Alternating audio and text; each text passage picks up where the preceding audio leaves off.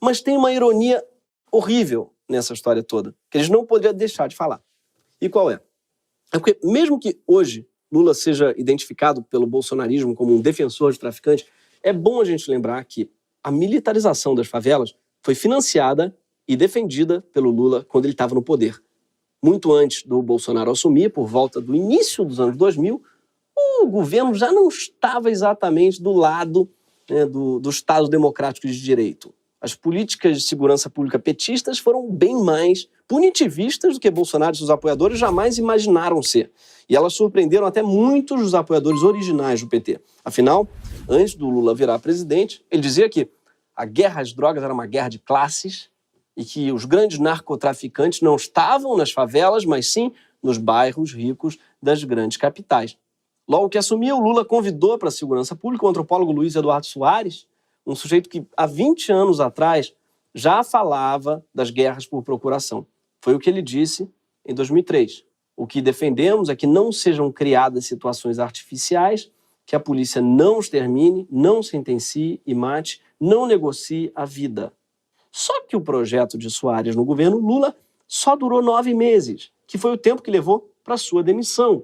Ou como você diz, Washington, o compadre, depois de 9 meses, você vê o resultado. No caso, era a demissão. Daí para frente, o governo que não queria o extermínio e as situações artificiais da polícia protagonizou alguns dos maiores espetáculos militares desde a redemocratização.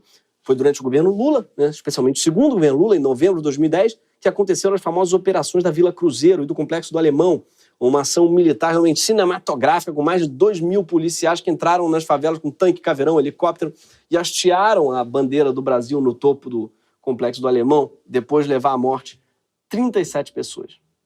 O que o presidente Lula disse? Um sucesso. Ele classificou a operação. Nos anos seguintes, porém, tudo desmoronou ao mesmo tempo. Afinal, não basta botar a bandeira do Brasil e pronto, a paz está instaurada. Os crimes nas áreas do PP voltaram a subir após a falência do projeto, e até o teleférico inaugurado no complexo, símbolo da renovação, ele está parado há mais de 4 anos. Aliás, eu espero que não tenha ninguém preso lá dentro. Tomara que tenha verificado antes de parar o teleférico. Eita, agora fiquei nervoso. Se der para alguém checar, tá bom, obrigado. Também de responsabilidade dos governos petistas, o período de maior encarceramento da população brasileira. Em 2003, o Brasil tinha pouco mais de 300 mil pessoas presas. 11 anos depois, em 2014, o número de detentos foi para mais de 620 mil, ou seja, mais que dobrou. Isso tudo por conta da aprovação de uma lei de drogas pesadíssima em 2006, que endureceu a pena mínima de prisão para o crime de tráfico de 3 para 5 anos. A lei também tentou distinguir o usuário de drogas e o traficante, mas ela não foi muito bem sucedida nisso. Ela não explicou tão bem na letra da lei e acabou deixando na mão do policial a definição de quem ia preso, de quem poderia ter penas alternativas. O resultado é que os jovens negros e moradores de favela foram sendo considerados traficantes sempre. Já os jovens brancos e ricos foram sendo considerados usuários sempre. E muitos policiais começaram a se entender não só como policiais, mas como juízes. Afinal, cabe a eles definir quem é o culpado e, em última instância, eles mesmos executam a pena que quiserem. Ou seja, até nas cagadas, o Bolsonaro não conseguiu ser original. E talvez esteja aí a chave para não deixar o Bolsonaro usar o derramamento de sangue para se eleger em 22. Talvez a gente precise lembrar que o derramamento de sangue no Brasil não foi inventado por ele.